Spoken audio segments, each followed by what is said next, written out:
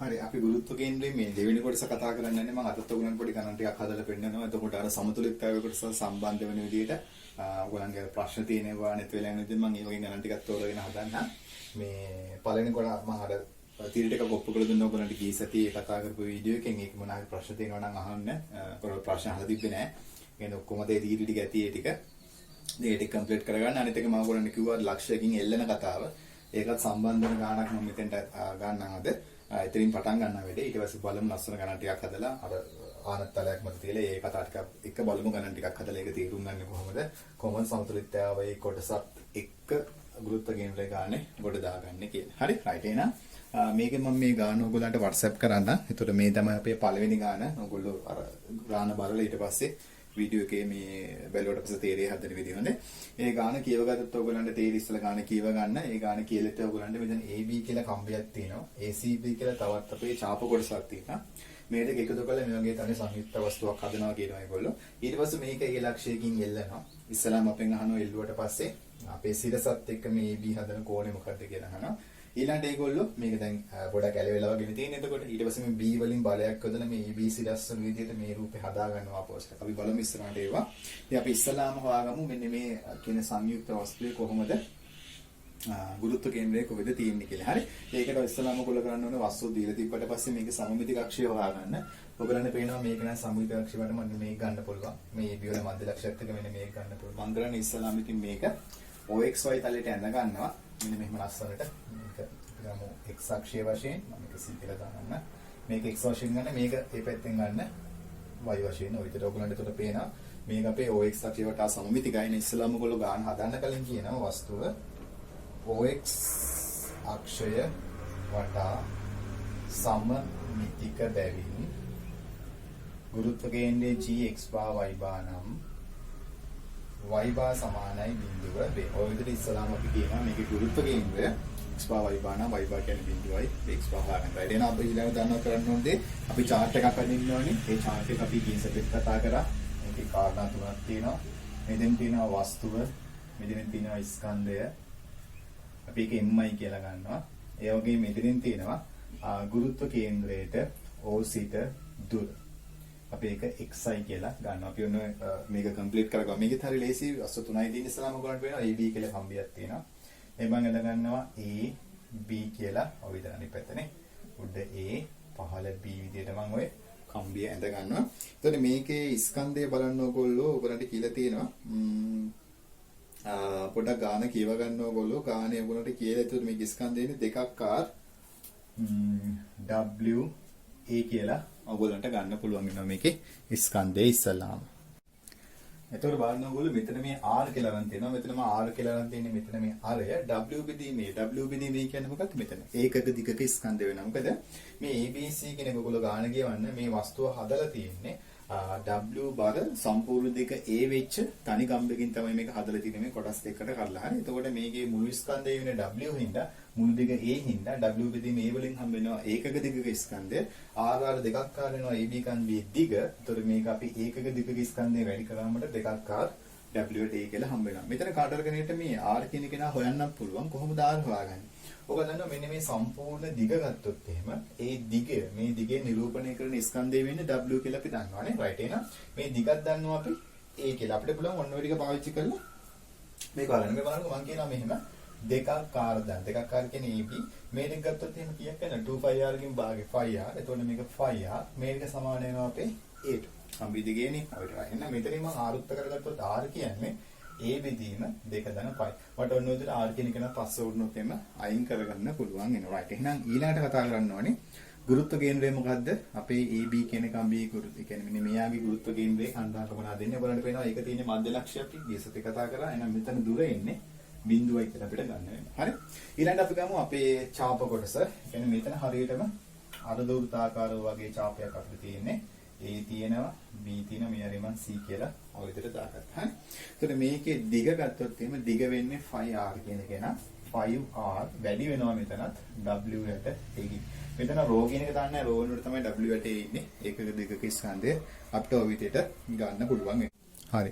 අපි ඊළඟට හොයාගන්න ඕනේ එතකොට මෙන්න මේ ABC කියන ඡාප කොටසේ ගුරුත්ව කේන්ද්‍රයේ කණ්ණාංක මොනවාද ඉන්නේ කියලා. ඔයගොල්ලන්ට මතක නම් කේන්ද්‍රයේ දෙක ඇල්ප කෝණයක් ආපාතනය කරනවා. ඔයගොල්ලන්ට මතක නම් මෙන්න මේ වගේ අපි ගත්තොත් ඡාප කොටස මේකේ දෙක ඇල්ප කෝණයක් ආපාතනය කරනවා අර කියලා. මේකේ x භාවය අපිට r sin alpha යට ඇල්ෆා කියලා තමයි අපිට ඔක ලියන්න පුළුවන් උනේ. එහෙනම් මෙතන ඔයගොල්ලෝ චුට්ටක් බලන්න. දැන් මේක ගත්තොත් මේක තනිකර අර්ධවෘත්තයක් වෙලා තියෙනවා. එහෙනම් ඔයගොල්ලන්ට පුළුවන් මෙන්න මෙතන ඇල්ෆා වෙනුවට අදාළ කියන ආදේශ කරගන්න. ඒතර මෙතන බලන්න මේ සම්පූර්ණ කෝණය ගත්තොත් මෙතන 180ක් වෙලා තියෙනවා. එහෙනම් දෙකක් ඇල්ෆා කියන්නේ 180, ඇල්ෆා කියන්නේ 90. එහෙනම් අපි මෙතෙන්ට ඒක ආදේශ කරගන්න. එතකොට නම් මෙහෙම r sin 90 බෙදීම 90 කියලා. උත්තරයක් එනවා දෙකක් කාරයට y කියලා අපිට පුළුවන් ඔන්න ඔය විදිහට ABC කියන අර්ධවෘත්තාකාර ඡාපයේ ගුරුත්ව කේන්ද්‍රය හොයාගන්න මේ. ඒක හොයාගන්න හරි. ඊට පස්සේ අපි සංයුක්ත වස්තුව ගන්නවා. සංයුක්ත වස්තුව කියන්නේ අපි මෙන්න මේ කියන වස්තුව A B C වශයෙන් තියෙනවා. මේක ස්කන්ධය වෙන්නේ මේ දෙකේ එකතුව. ඒතකොට ඔයගොල්ලන්ට පුළුවන් මෙතන W යට A එක R එකක් එළියට ගන්න. ඒකට 2 ධන 5 වෙනවා. මේ x bar තමයි අපි මේ ගානේ හොයාගන්න ඕනේ. හරි right එහෙනම් අපි ඊළඟට අපි අර සුපුරුදු සමීකරණය පාවිච්චි කරලා සුළු කරලා බලමු මේකේ ගුරුත්ව කේන්ද්‍රය මොකක් වෙයිද කියලා. right. මොකද ටිකම ගන්නවා. ඔයගොල්ලන්ට පුළුවන් x bar සමානයි sigma mi xi යට sigma mi කියන සූත්‍රය පාවිච්චි කරන්න. මේක වැඩි කරලා බලමු අපි. මෙතනම වැඩි කරන්නේ නැහැ. කෙලින්ම බිඳුවයි. මෙතනින් ඔයගොල්ලන්ට එනවා 5rw යට a 2r ඔය පටල විදිහට එනවා. හරි. මේක බෙදෙනවා ඊට පස්සේ සම්පූර්ණ ස්කන්ධේ w r යට a ඊළඟට 2 ධන 5 ඔය විදිහට අපිට ගන්න පුළුවන්. හරි. සුළු වෙන විදිහ බලන්න මෙතන අපිට පේනවා WR මෙතන කැන්සල් කරලා දාන්න පුළුවන්. මෙතන A අපිට කැන්සල් වෙලා යනවා. හරි. එතකොට මේ 5 to 5 කැන්සල් වෙනවා. 2R 2 ධන 5 ඔන්න වගේ උත්තරයක් ඔයගලන්ට එන. මෙතන අපි R කියන එකත් අයින් කරගමු. 2 ධන 5. මෙතන R වලට ආවේ ඒගොල්ලෝ බලන්න ඉස්සෙල්ලා මම සුළු කරලා ගන්න ඇති. A යට 2 ධන 5 ට උත්තරයක් එනවා. දෙකක් ඒ විදිහම 2 ධන 5 ගේ සම්පූර්ණ වර්ගය කියලා. මම හිතන්නේ ඕක තමයි ඔයගොල්ලන්ට පෙන්වන්න කියලා තියෙන්නේ. අපිට ඉස්සරහම පෙන්වන්න පුළුවන් ඒකට. මේ අර තිබ්බ සංයුක්ත වස්තුවේ ගුරුත්ව කේන්ද්‍රයට O සිට තියෙන දුර සම්මිතික අක්ෂය O සිට මෙන්න මිච්ඡ දුරකින් තමයි අපේ ගුරුත්ව කේන්ද්‍රය පිහිටන්නේ. හරි. දැන් තමයි වෙන්නේ. දැන් අපිට කියනවා ඔය කියන වස්තුව A කියන ලක්ෂයෙන් එල්ලනවා. මම ඔයගොල්ලන්ට කිව්වා එතකොට මේ වගේ අවස්ථාවක් අපි කොහොමද කරගන්නේ කියලා. මම මේක පොඩ්ඩක් ගන්න. දැන් බලන්න මේ වස්තුව A කියන ලක්ෂයෙන් එල්ලනවා. එතකොට ඔයගොල්ලෝ කරන්න ඕනේ අර විදිහටම ආපෝසිට් රූපය හද ගන්නවා මේ විදිහට. මේක A මේක B. මෙන්න මෙතනින් ඔයගොල්ලෝ සමමිතික අක්ෂය මාක් කර ගන්නවා. මේක අපි C කියලා දා ගන්නවා. දැන් මේක A ලක්ෂයෙන් එල්ලනවා. දැන් ඔයගොල්ලෝ දන්නවා ගුරුත්ව කේන්ද්‍රය කොහෙද තියෙන්නේ කියලා. ඕසිට තියෙන දුර ඔයගොල්ලෝ මොකද්ද කියලා දන්නවා. මෙන්න මෙතනින් තියෙන දුර ඔයගොල්ලෝ දන්නවා. දැන් ඔයගොල්ලෝ කරන්න ඕනේ එහෙනම් A වලින් එල්ලනවා. මෙතන ඉඳලා හරියටම මෙන්න මේ වගේ රේඛාවක් ඔයගොල්ලෝ ඇඳ ගන්නවා. හරි. ඒක ඔයගොල්ලන්ගේ මේ කියන රේඛාව ඔයගොල්ලන්ගේ ගුරුත්ව කේන්ද්‍රය G හරහා යන්න ඕනේ. මෙන්න මේක තමයි ඔයගොල්ලෝ x bar කියලා අර කලින් හොයාගත්තේ. right. මේක ඔයගොල්ලෝ දන්නවා x bar කියලා. හරි. දැන් ඔයගොල්ලෝනේ මේක ඇත්තටම තියෙන විදිය, පේන විදිය අඳ ගන්න ඕනද මොකද කරන්න ඕන ඔයගොල්ලෝ? ඒ ලක්ෂයෙන් අත තියාගෙන මෙන්න මේක හරියට මෙහෙම කරලා හරියට මේක කෙලින් අතට අඳ ගන්න. ඒක ඔයගොල්ලන්ට කියන්න පුළුවන් ඇත්තටම මේ රූපේ එල්ලුවොත් එහෙම කොහොමද මේක තියෙන්නේ කියන එක. හරි right. මම ඒකත් ඔයගොල්ලන්ට පෙන්නන්න. එතකොට මේක අපි හරියටම අදගත්තොත් එහෙම ඔයාලට මෙන්න මේ වගේ හැඩයක් මේක හරි කෙලින් කරන්න මේ විදිහට. එතකොට මෙන්න මේ වගේ හැඩයක් ඔයගොල්ලන්ට සෙට් වෙයි. එතකොට මේක මේ පැත්තට ආවේ. මෙතන තමයි ඒ ලක්ෂ්‍ය දින ඔයගොල්ලන්ගේ මේක හරියටම සිරස්ව පහළට යනවා. මේක රතු පාටින් අඳින්න. මේ තමයි අපේ කලින් තිබ්බ සිරස් රේඛාව. මේක මට පුළුවන් මෙන්න මෙහෙම ඔය විදිහට අඳ ගන්න. ඊළඟට අපිට පුළුවන් මේක මෙන්න මේ විදිහට අපේ කලින් තිබ්බ වස්තුව ඔන්න ඔය හැඩයට අපිට මේක ඇඳලා පෙන්නන්න පුළුවන්. එතකොට අපේ වස්තුව ඔන්න ඔය හැඩයකට පත් වෙනවා කියලා. හරි. එතකොට බලන්න මෙතන තමයි ඔයගොල්ලන්ගේ B තියෙන්නේ. මෙතන තමයි අපේ අර මධ්‍ය ලක්ෂයත් එක්ක අදගත්තත් තියෙන්නේ. මේක තමයි අපේ C කියලා අපි ගත්තේ. හරි. ඒක කලින් වගේමයි සම්මිතික අක්ෂය මත මෙන්න මෙතන තමයි අපි G තියෙන්නේ. ඔය විදිහට ගන්න පුළුවන්. හරි. ඒකතොර x bar කියනගෙන ආපස්සට පොස්ට් වෙන්නේ. අපිට මෙන්න මේ විදිහට මේ ලෝක සටහනේ මාක් කරලා දෙන්න පුළුවන් වෙනවා. හරි. fine. එතන ඔන්නව තමයි අපිට මේක ඇත්තටම ඒ වලින් එල්ලුවොත් එමු පේන විදිය සහ ගාන ඉස්සරහට අරගෙන. දැන් මෙතන බලන්න ඊළඟට අහන්නේ උල්ලගේ. ඊළඟට ඔයගලගෙන් අහනවා AB සරස්ද B යට පහළින්ද වන සිටසේද වන පරිදි B හිදී අර ඊට කලින් කියනවා AB විශ්වම්බේ සිරස සමග tan θ මෙච්චර කෝණයක් හදන බව පෙන්වන්නේ කියලා. AB කියන එක සිරස. ඒ කියන්නේ අපෙන් අහන්න මේ පාර මෙන්න මේ කෝණේ. AB කියන එක සිරසත් එක්ක හදන කෝණේ මෙන්න මේ θ තමයි අපෙන් කවුද කියලා ඔයගොල්ලන්ගෙන් අහන ඉතින් හරියට ඔයගොල්ලන්ට පේනවා මෙතන අපි දන්නවා මෙතන R කියලා. එහෙනම් tan θ කියන්නේ x bar බෙදීම R කියලා ගන්න පුළුවන්. උතරින් අපිට පුළුවන් මේ AB කියන කෙනා සිරස් සමග සාධන කෝණය ගැන ප්‍රකාශ කරන්න. ඒක මම පැත්තේ කියනවා මේ විදිහට tan θ සමානයි සමුගපාදයේ වෙන්නේ x bar බද්ධ පාදයේ වෙන්නේ අපේ R කියලා ගන්න පුළුවන්. x bar අපි කලින් හොයාගත්තා. අපි මේක මෙතෙන්ට ආදේශ කරගමු. අපිට x bar වලට ආවේ දෙකක් එයට 2 ධන 5 ගේ වර්ගය. මේක 1 යට r මම මේක r ගෙන් අර ආපු එක ආව මෙතෙන්ට ආදේශ කරන උඩයට මාරු කරලා එතකොට 2 ධන 5 යට එන්නේ. ඒක දෙනවා 2 ධන 5 යට. ඒ කියලා මෙයා කැන්සල් වෙන මෙතන මේක කැන්සල් නැතුව උත්තරයක් එනවා ලස්සන එකක් 2 යට 2 ධන 5 කියලා. එහෙනම් θ කියන්නේ tan inverse 2 යට 2 ධන 5. ඔන්න ඔච්චර කෝණයක් එතකොට අපේ මේ කියන වස්තුවේ සිරසත් එක්ක හදනවා ඔය වස්තුව. හරි right. අපි ඉස්සරහට ඊට පස්සේ කියනවා මේ විදිහට B ට ඉලින් 15 සිට සිට B හිදී තිරස් බලයක් යෙදුවේ නම් එම බලය හා ඒ මත ප්‍රතික්‍රියාවද සොයන්න කියලා අපිට කියනවා. හරි right. දැන් එතකොට මේගොල්ලෝ කරන්නේ ඊළඟට දැන් මේ වගේ ඇන්ගල් වෙලා තියෙද්දි මේ අපේ සංයුක්ත වස්තුව අපි දැන් දන්නවා θ කියන්නේ කවුද ඔක්කොම දේවල් දන්නවා.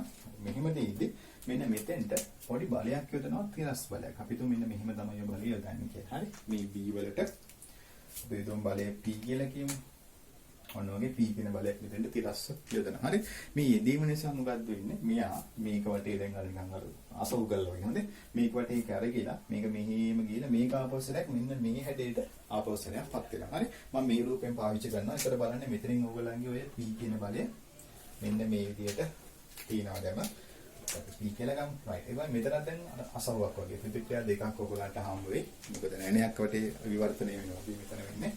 මෙතන අපිට තියෙන බල දෙක ඔයගොල්ලන්ට කැමති විදිහට තනි බලයකින් මාර්ක් කරගන්නත් පුළුවන්. එහෙම නැත්නම් එකිනෙකට ලම්බක දිශා දෙකට ක්‍රියාත්මක වෙන බලයකින් නිරූපණය කරගන්නත් පුළුවන්. ඒක මම මෙන්න මෙහෙම ඇඳ ගන්නවා.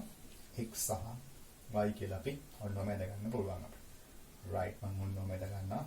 ඔතන ක්‍රියාත්මක කරන වගේ බල දෙක. හරි. ඒතර මෙන්න මේක තමයි අපි රූප සටහනට එන්නේ. මෙතනින් බලයක් යදලා මේක මම මෙන්න මේ විදිහට සිරස් විදිහට හදාගෙන තියෙන. අපෙන් අහනවා x සහ y මොනවද කියලා අහනවා p මොකක්ද කියලා අහනවා.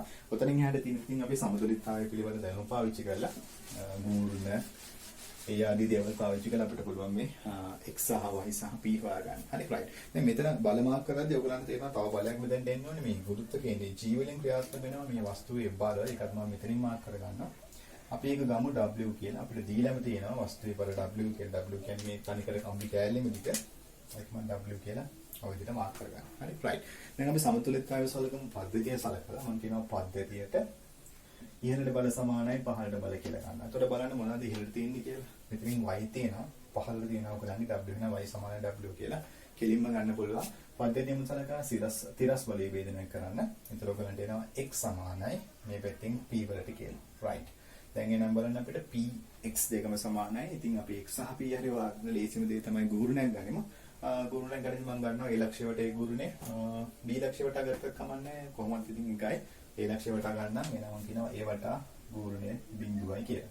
ඒ වලින් ඇඟිලි තියාගෙන ගුරුණ ගමු p වලින් කරකොත් කරකින්න මම ගත්ත පැත්තටමයි. එහෙනම් p වැඩි කිරීම දුර වෙනවා දෙකක් right. ඊළඟ w ගෙන් කරකොත් කරගෙන අනිත් පැත්තට. අපි ඉන්න w වැඩි කිරීම මෙන්න මේ දුර ඒක x bar කියලා එනවා. මේක සමානයි බිඳුවයි. එහෙනම් ඔයගොල්ලන්ට දැන් මෙතනින් හොයන්න අවශ්‍ය වෙන්නේ p. ඔයගොල්ලෝ මේක සුළු කරලා ගත්තොත් එනවා p වැඩි කිරීම දෙකක් කාට සමානයි w x bar කියලා. x bar කියන එක නේ අපි කලින් හොයාගත්තා. ඒක මෙතනට ආදේශ කරගමු. x bar ට ආවේ දෙකක් යට 2 ධන 5 ගේ වර්ගය කියන එක. හරි right. තව ටිකක් සුළු කරගමු.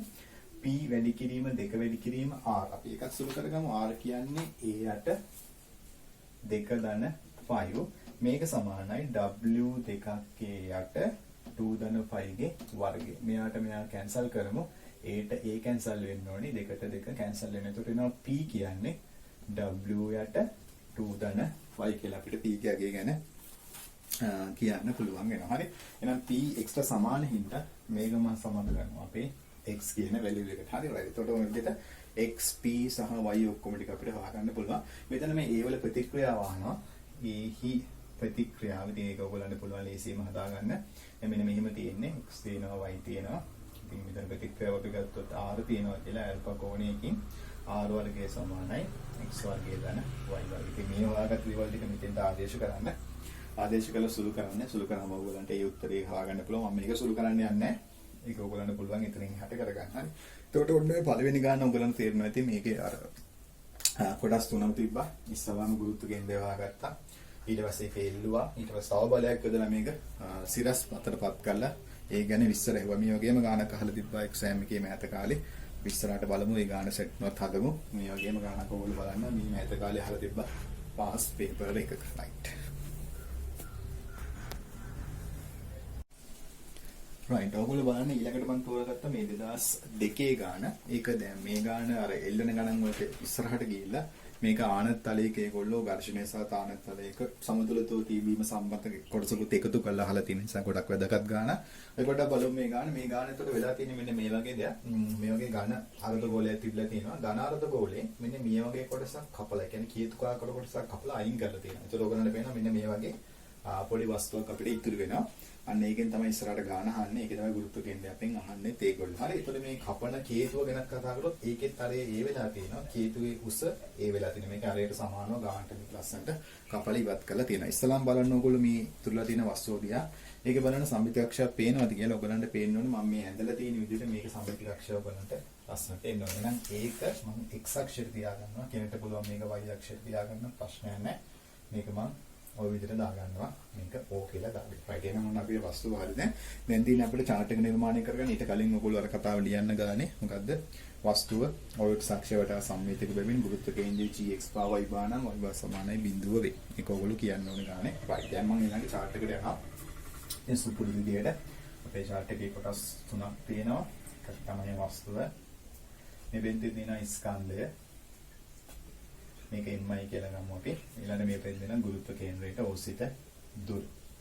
මේක අපි ගන්නෙ xi කියලා. හරි. ඉස්සෙල්ලා බලන්න අපි වස්තු දැන් මෙතන ගත්තට පස්සේ ඝන කේතුව තිබ්බා, ඝන අර්ධ ගෝලයක් තිබ්බා, ඝන කේතුව අයින් කරා, ඊටු වස්තුව ආවා. හරි. ඉස්සෙල්ලා මම සලකනවා මේකේ ඝන අර්ධ ගෝලය මම අරගන්නම් ඉස්සෙල්ලා. ඔක නම් කරගන්න අවශ්‍ය නම් A B C කියලා නම් කරගන්න. එතකොට මේක O A මෙතන B මෙතන C ඔය විදිහට තියෙනවා. මේක A වශයෙන් තියෙනවා. හරි. එතකොට ස්කන්ධය කොච්චරක් වෙනවද? අපි දන්නවා 3න් 4ක් ෆයි ගණය වෙනවා ඝන ගෝලයක. එතකොට මේක 3න් 2ක් ෆයි ගණය කියලා ගන්න පුළුවන්. මේක 3න් 2යි ෆයි ගණය. මෙතන අපි රෝ කියලා දාගමු. මෙතන රෝ කියන්නේ කවුද? ඒකත් අනිවාර්යෙන් පහලින් කියන්න ඕනේ.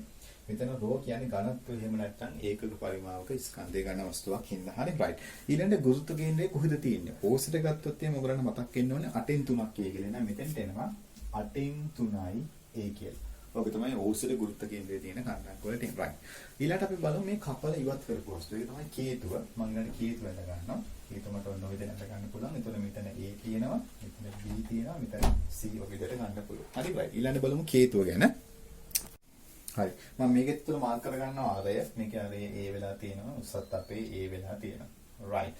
හරි. එහෙනම් අපිට මතක් කරගන්න කොහොමද කේතුවක පරිමාව හොයන්නේ කියලා ඔයගොල්ලන් මතක නම් 3න් 1යි 5r වර්ග h නේ. එහෙනම් මට මේක මෙතන දාන්න පුළුවන්. 3න් 1යි 5r වර්ග වැඩි කිරීම h කියන්නේත් මේකත් මම රෝ වලින් වැඩි කරනවා මේකට. ඊළඟ මොකද්ද ඝන කේතුවක ගුරුත්ව කේන්ද්‍රය වෙන්නේ?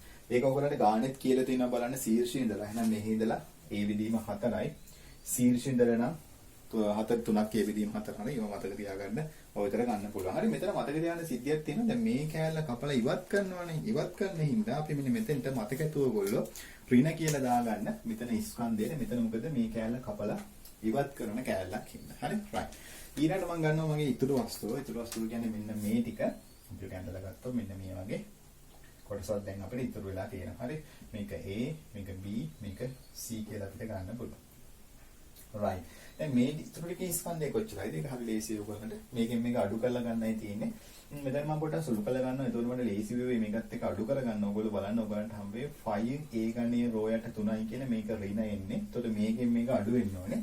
දෙකක් 5A ගණයෙන් ඍණ 5A ගණයක් අඩු කරන්න හරි ලේසි. එතකොට ඔයගලන්ට දෙනවා 5A ගණයේ රෝ යට 3යි කියලා මේකෙන් එකක් අඩු වෙන කියලා ඉන්නේ. හරි. මේ පැත්තෙන් දාගන්නවා ගුරුත්ව කේන්ද්‍රයේ තියෙන දුර x bar කියලා ඔය විදිහට. right. දැන් අපි ඊළඟට මේ x bar කියන එක හොයාගන්න වෙනවා. ඉතින් අපි අර සුපුරුදු සමීකරණයට දාලා මේක x bar කියන්නේ කවුද කියලා ඊළඟට හොයාගන්නවා. මේකටම ගන්නවා. අපි සමීකරණ ලියාගමු. සමීකරණ එන්නේ අපේ x bar සමානයි sigma xi mi then xi වල sigma mi කියන එක. right. sigma mi xi බලන්න මෙහා මෙහාගෙන් වැඩි කරගන්න.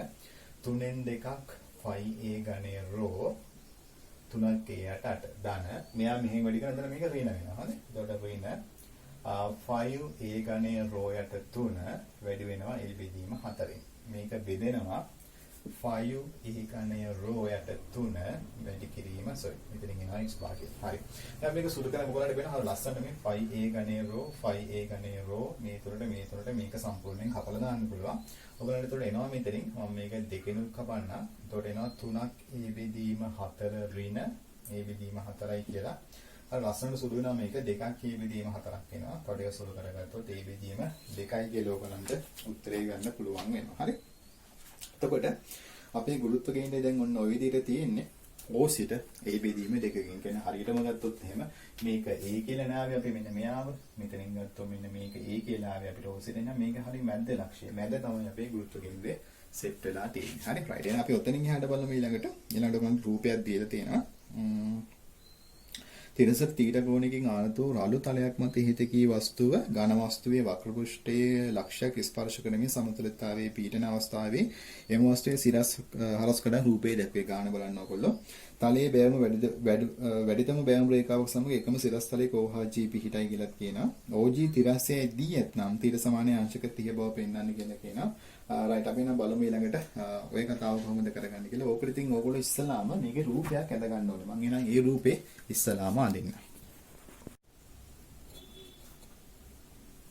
රයිට් ඔයගොල්ලන්ට පෙන්න දෙන මෙන්න මේ විදිහට තමයි එතකොට අපේ වස්තුවේ මේ රූපය ඔයගොල්ලන්ට දීලා තියෙනවා. දීලා තියෙන විදිහට අපිට රූපය ඇඳ ගන්නයි තියෙන්නේ. මේක මෙන්න මෙතෙන් තියෙනෝනේ මෙතෙන් තමයි රූපේ තියෙන්නේ. හරි එතකොට බලන්න මේක අපි ගමු මේක ටච් වෙලා තියෙන මෙන්න මේ පොයින්ට් එක කියලා. එහෙනම් මේ පොයින්ට් එක මත මොනවාද ක්‍රියාත්මක වෙන බල ටික. දැන් මේ ගානේ මෙතන තරක් කරන්න නෑ අපිට මේක උදාසීන සමතලයට වෙන්න අස්ථායි විනේ කතාව මෙතන අහන්නේ නෑ. අපි ඊළඟ ගානෙන් ඒක තර්ක කරමු. මේ කියන්නේ මේ ඝර්ෂණය සම්බන්ධ කරලා මේ උපරිම ඝර්ෂණ බලය මොකක්ද වෙන්න ඕනේ? ඒ කතා ටික තමයි අහන්නේ. මේ ගාන ඉස්සලා බල ටික මාක් කරගමු අපි මේකේ බල ටික මාක් කරගත්තොත් බලන්න ඉස්සලාම මේ ලක්ෂයෙන් ඔයගොල්ලෝ දන්නවා අභිලම්බ ප්‍රතික්‍රියාව ක්‍රියාත්මක වෙන්න ඕනේ. අභිලම්බ ප්‍රතික්‍රියාව අනිවාර්යෙන් ඔයගොල්ලෝ දන්නවා මේකේ ස්පර්ශකයක් වගේ මේ අභිලම්බ ප්‍රතික්‍රියාව අනිවාර්යයෙන්ම මෙයාගේ කේන්ද්‍රය හරහා ගමන් කරන්න ඕනේ තලයට ලම්බක විදිහට. එහෙනම් මෙතනට ලම්බක වෙන විදිහට මම එදා ගන්නවා මෙන්න මේ වගේ අපේ අභිලම්බ ප්‍රතික්‍රියාව ක්‍රියාත්මක වෙනවා කියලා. හරි රයිට් අපි ඒක ඔන්න වගේ එඳගමු. මේක මම R කියලා දා ගන්නවා. එතකොට මේක ඔන්න වගේ ලම්බකව තමයි ක්‍රියාත්මක වෙන්න ඕනේ. ඕගොල්ලන්ගේ මේක මම R කියලා දා ගන්නවා. හරි ඊට අමතරව මොනවද ක්‍රියාත්මක වෙන්න ඕනේ? ඝර්ෂණ බලය ක්‍රියාත්මක වෙන්න ඕනේ. මේක බලන්න. මේක මෙහෙම තිබ්බොත් මේක ලිස්සලා මේක මෙහෙම පහළට ලිස්සන්න බලනවා. ඒක වළක්වන්න නම් ඝර්ෂණ බලය ක්‍රියාත්මක වෙනවා. ඒක මෙන්න මේ වගේ උඩ පැත්තට මම F කියලා දා ගන්නවා. හරි එහෙනම් ඕක තමයි අපේ ඝර්ෂණ බලයට එන්නේ.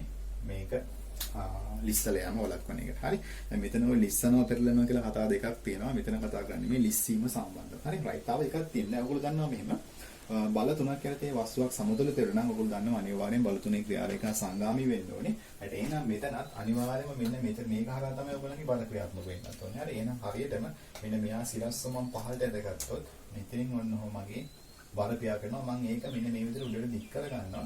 මෙන්න මේ විදිහට. එතකොට මෙන්න මෙතන තමයි G කියන කෙනා තියෙන්නේ. එතකොට මෙතන නෙමෙයි. මෙන්න මෙතන තමයි ඔයගොල්ලන්ගේ G කියන කෙනා හරියට එන. හරියටම රූපෙන්දත් ඔයගොල්ලන්ට මේක ඉතින් භාගේ හම්බ වෙන්න ඕනේ.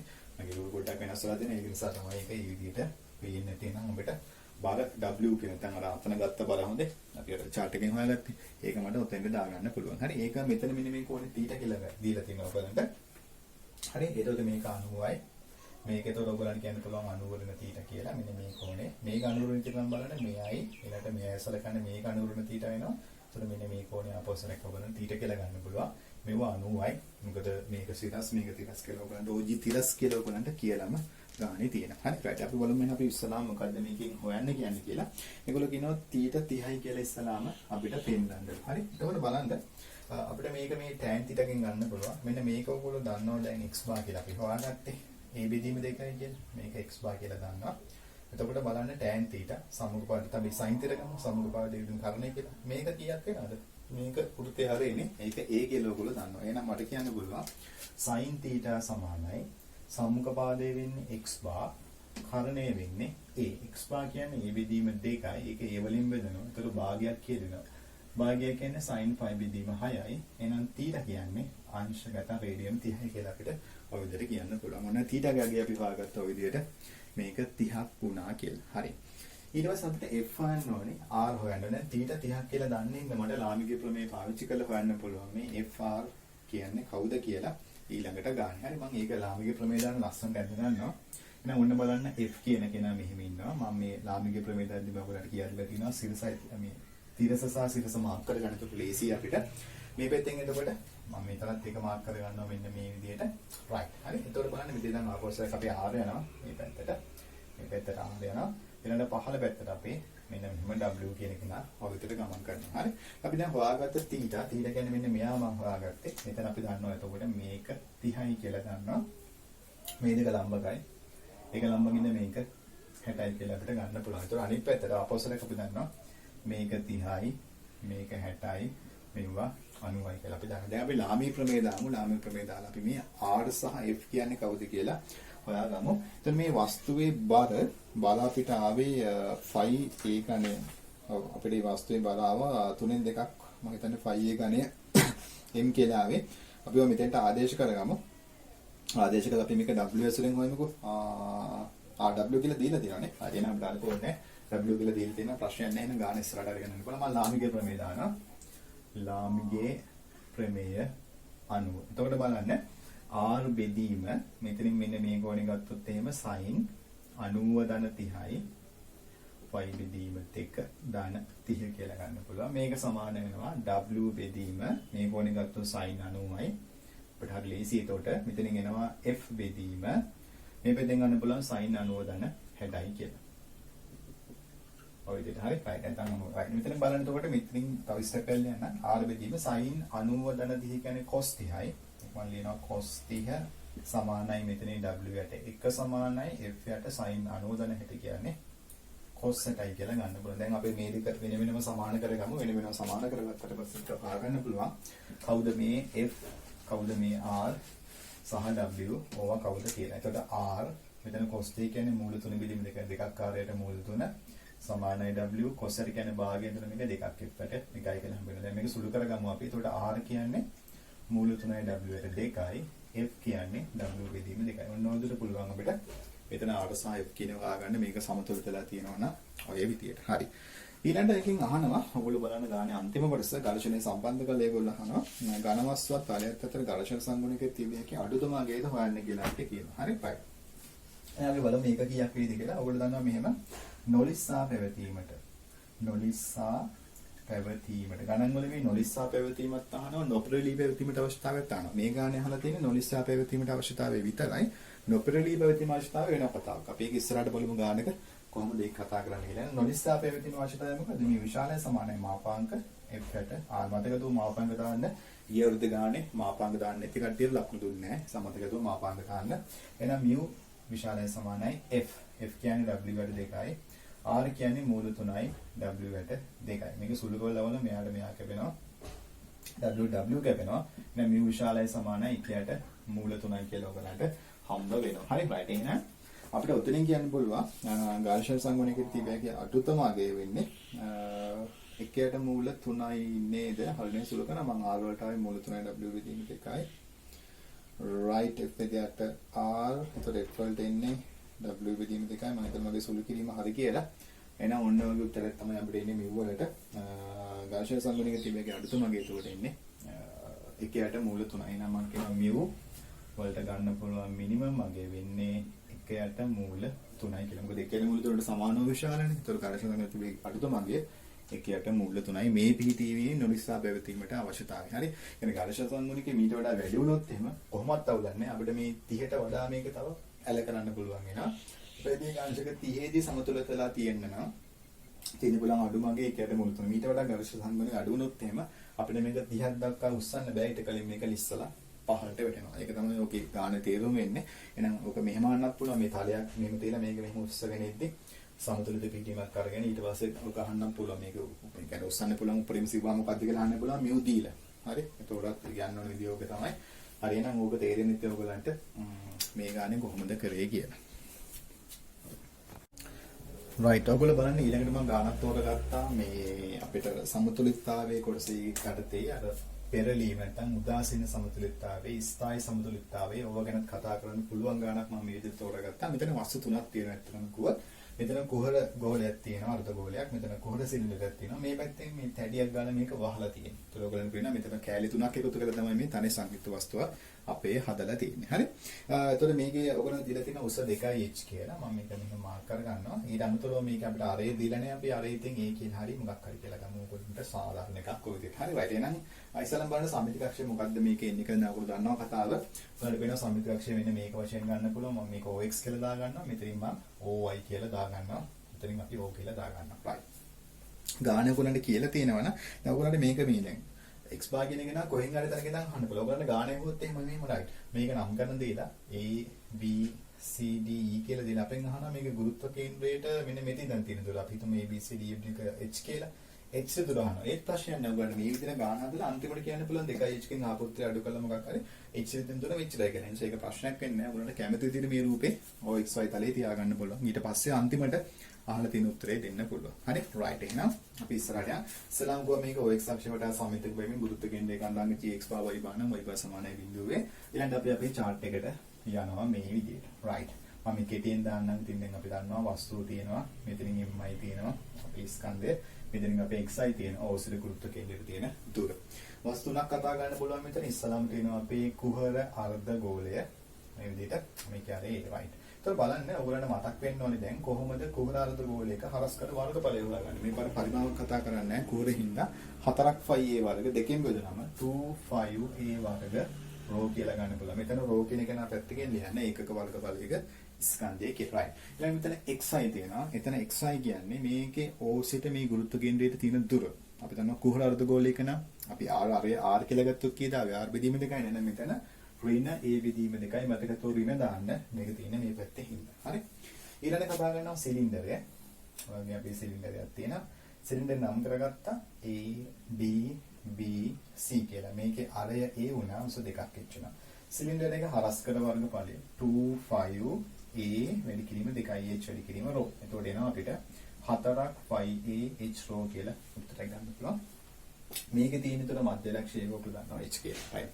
මේකේ තව එක වස්තුවක් වෙනවා. ඒක තමයි මේ BC කියන තැටියක් හයි කරලා තියෙන්නේ මේ පැත්තෙන්. එතකොට මේ තැටියක් බලන්නකො තැටියේ අර ඒක කොච්චරක් වෙනවද?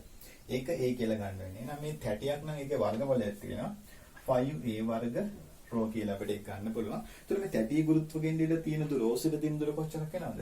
ඒක 2H නම් මේක මධ්‍ය ලක්ෂය මෙතන තියෙන්නේ. එතකොට මේක 2H කියලා ගන්න පුළුවන් වෙනවා. හරි. සංයුත වස්තුව ගන්නවා. සංයුත වස්තුව කියන්නේ අපේ මෙන්න මේ කියන හැඩයට තියෙන වස්තුව දැන් මේ තුනම එකතු වෙලා හැදිච්ච වස්තුව. මේක A B C D E කියලා නම් කරගත්තා. එතකොට මේ පැත්තේ මේ තුනම එකතු වෙන්න ඕනේ. දැන් මෙයයි තුනම අපි එකතු කරලා ගන්න ඕනේ. මම එකපාරම පොදුපත එළියට ගන්නවා. 5A row එකක් එළියට ගන්නවා. 5A row එළියට ගත්තොත් මෙතනින් එනවා 2ක් A කියලා. මෙතනින් එනවා 5A row එළියට ගත්තොත් 4H කියලා 5A row. මෙතනින් එළියට ගත්තොත් එනවා 5A row. මෙතනින් බලන්න 5A row එළියට මෙතන එකක් එනවා. හරි. එතකොට මේක ඕන 3ක් A කියලා එකපාරම අපිට ලියන්න පුළුවන් වෙනවා. හරි right. එහෙනම් මේ පැත්තෙන් මම x bar කියලා දාගන්නවා. x bar තමයි අපිට හොයන්න ඕනේ. right. දැන් අපිට අංගාලේ නම් අපි අර සුපුරුදු සූත්‍රයට දාලා මේ x bar කියන එක නා කවුද කියලා හොයාගමු. අපේ ගුරුත්ව කේන්ද්‍රය මේ වස්තුවට අදාළව. එතකොට මොකද සමීකරණය? x bar සමානයි sigma xi mi යට sigma mi sigma mi xi. මේ කට්ටිය මෙයාගෙන් වැඩි කරගන්න. එතකොට එනවා ඍණ අපි මෙහෙම කියමු 25a වර්ග රෝ වැඩි වෙනවා ඍණ a බෙදීම දෙකෙන්. දාන. මම මේක මකන්නම් දැන්. right. අපි ඊට පස්සේ මේක ඇලලියම. මෙතනින් එනවා 4ක් 5AH රෝ වැඩි කිරීම H. හරි. ඊළඟට මෙතන දාන 5A වර්ග රෝ වැඩි කිරීම 2ක් H. හරි. අපි කොමුටික ලියාගත්තා. ඊළඟට අපි මුළු ස්කන්ධය අරගෙන මේක බෙදලා දාමු. එතකොට අපි මුළු ස්කන්ධයට එන්නේ මේක සම්පූර්ණයෙන් බෙදමු. මුළු ස්කන්ධය වෙන්නේ 5A රෝ 3ක් ධන 4ක් H කියලා. මේක තමයි අපේ x bar ට සමාන වෙන්නේ. අපි මේක සුළු කරලා බලමු. අපිට ඒගොල්ලෝ උත්තරයක් දීලා නැහැ. සුළු කරලා අපි උත්තරයක් ගන්න බලමු කොහොම හරි. මේකට බලන්න මොනවද කැපෙන පදේ ඉන්නේ කියලා. ඔබට නිල් පාටින් කපන්නම්. එතකොට පේනවා මට 5A row 5A row කැපෙනවා. 5A row කැපෙනවා. 5A row කැපලා දාන්න පුළුවන්. හරි. ඔය තමයි කැපෙන පදවල ඉන්නේ. අපි දැන් හිමීට මේක සුළු කරගමු. මෙතන දෙකට දෙක කැපෙනවානේ. මේ දෙකට මේ දෙක කපන්න පුළුවන් වෙනවා ඕගොල්ලන්ට. හරි. එතකොට මොනවද අපිට ඉතුරු වෙන්නේ? මෙතනින් බලන්න x bar සමානයි. මෙතනින් එනවා a වැඩි කිරීම කියන්නේ ඍණ a වර්ග ධන. මෙතනින් එනවා 4යි h වර්ග කියලා ධන. මෙතනින් එනවා 2යි ah කියලා. මේක බෙදීම මෙතන කියනවා 3k ධන 4යි h කියලා. එහෙනම් ඕක තමයි අපි x පාවයට හම්බ වෙන්නේ. ඉතින් අපි සුළු කරලා හරියදී උත්තරේ x පාවයට අපිට ඔන්න උත්තරේ ගන්න පුළුවන් වෙනවා. හරි. දැන් අපි ඔතනින් එහාට බලමු මොනවද අහන්නේ කියලා. දැන් ඔන්න බලන්න ගුරුත්ව කේන්ද්‍රයේ කොටසෙන් ඉවර වෙලා දැන් අපෙන් ඊළාට යනවා සමතුලිතතාවයේ කොටස.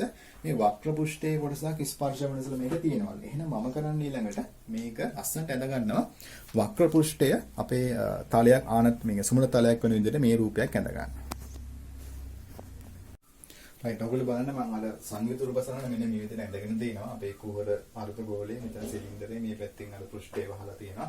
පැටියක් සම්බන්ධ කරලා. දැන් මෙතනදී මම අර ABCD පොඩ්ඩක් මාරුණක් දන්නේ නැහැ. අර කලින් ඇන්දක මම අතේ නෑ නිසා පොඩ්ඩක් මාරුණක් දන්නේ නැහැ. හරි right ඉස්සලාම ඔයගොල්ලෝ කරන්න ඕනේ මේ වගේ ගානක. දැන් මේක සුමට තලයක් මත දීලා තියෙන ඝර්ෂණ බලය ක්‍රියාත්මක වෙන්නේ නැහැ. මේක ඉස්සලාම ඔයගොල්ලෝ ඇඳ ගන්න අභිලම්බ ප්‍රතික්‍රියාව. අභිලම්බ ප්‍රතික්‍රියාව හැමතිස්සම යන්නේ කොහොමද? මෙන්න මේ කියන තලයට ලම්බකව මෙන්න මේ කේන්ද්‍රය හරහා යන විදිහට ඇඳ ගන්න ඕනේ. මගේ නම් පොඩි ප්‍රශ්නයක් එනවා කන්දින්න ගියාම මම පොඩ්ඩක් ඒ නිසා මේක මේ පැත්තට ටච් කරලා ගන්නම්. right ඔය විදිහට පි තියනවා කියලා හිතමු අපේ වස්තුව.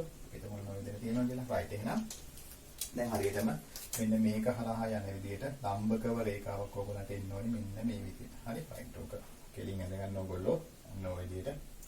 මේක මගම right හරි මෙන්න මේක අපි R කියලා දාගමු. ඒතර ඕක තමයි අපි අභිලම්බ ප්‍රතික්‍රියාවට එන්නේ. ඒතර මේක හරියටම ඕගොල්ලන්ගේ මෙන්න මේ O කියන ලක්ෂ්‍යය හරහා යන්න ඕනේ. ඒ කියන්නේ O කියන ලක්ෂ්‍යය හරහා යන්න ඕනේ. මේ වක්‍ර පෘෂ්ඨයක අපි දන්නවා කේන්ද්‍රය හරහා යන්නේ අභිලම්බ ප්‍රතික්‍රියාව.